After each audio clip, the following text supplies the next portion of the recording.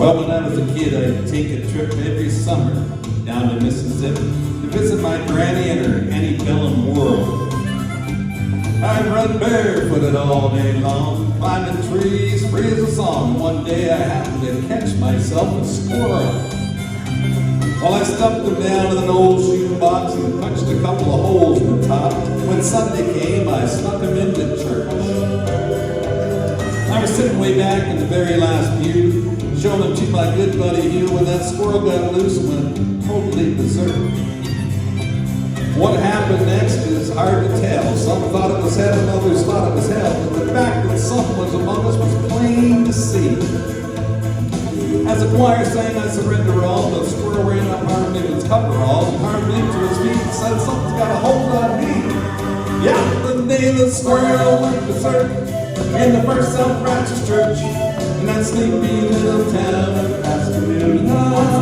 It was a fight for survival that broke out in revival. They were jumping pews and shouting, hallelujah. While Harvard the aisles dancing and screaming, some thought he had religion, others thought he had a demon, and Hart thought he had a weed eater loose in the spirit of the loose. He fell to his knees and bleeding big, and Squirrel ran out of his breeches leg unobserved to the other side of the room.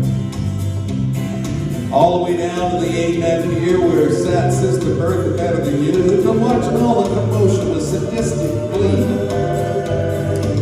You should have seen her eyes when that squirrel jumped her garbage and crossed her thighs, and she jumped to her feet and said, "Lord, have mercy on me." As the squirrel made laps inside her dress, she began to cry and then to confess to sins that would make a sailor blush with shame.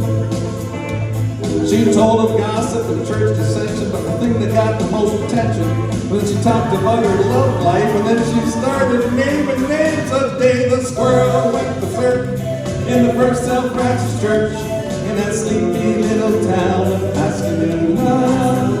It was a fight for survival that broke out in revival. They were jumping pews and shouting, hallelujah. Well, 7 deacons and the pastor got saved, and $25,000 got raised, and 50 volunteered for missions in the Congo on the spot. And even without an invitation, there were at least 500 rededication, and we all got rebaptized whether we needed it or not.